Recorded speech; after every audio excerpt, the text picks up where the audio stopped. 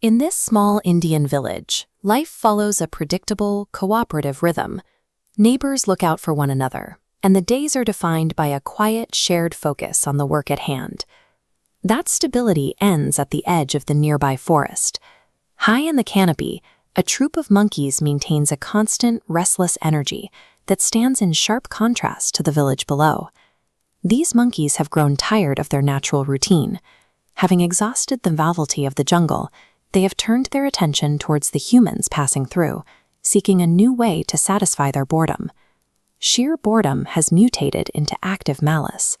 For any villager stepping onto the forest path, the familiar woods have transformed into a gauntlet of unpredictable aggression.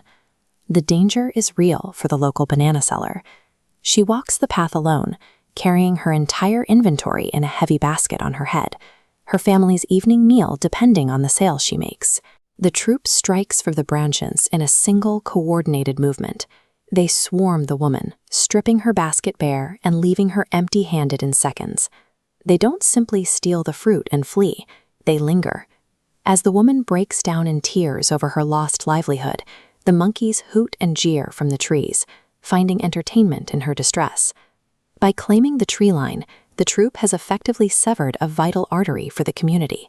This path is the village's only connection to the outside market, and with every theft, the village's ability to sustain itself withers. Days later, a cap seller enters the same stretch of forest. Overcome by the midday heat and the weight of his colorful goods, he pauses to rest and falls into a deep sleep under the trees. The monkeys descend immediately. While the man sleeps, they systematically empty his basket, each taking a bright red, green, or blue cap for themselves. When the merchant wakes, he sees his inventory scattered through the branches, on the monkeys' heads. They see a human action and mirror it immediately, without consideration or choice. Testing the depth of this impulse, the merchant takes the final cap from his head and hurls it to the ground. Every monkey follows suit. Driven by the same unthinking reflex, they all mimic the motion and discard their stolen caps at once.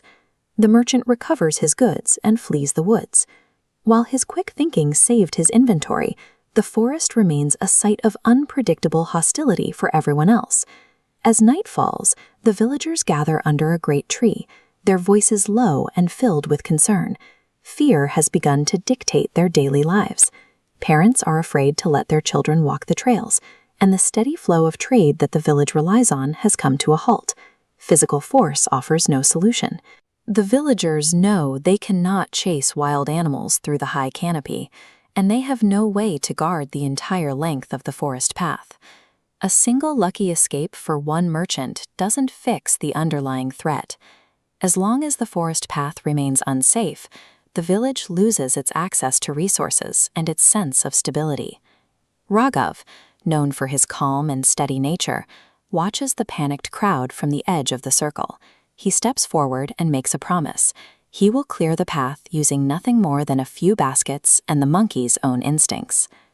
The next day, Raghav enters the forest disguised as a merchant. His baskets appear full of trade goods, but they are actually packed with firecrackers. He sits beneath the trees and feigns sleep, waiting for the troop to take the bait. Raghav has turned the monkey's predictable greed into his primary advantage.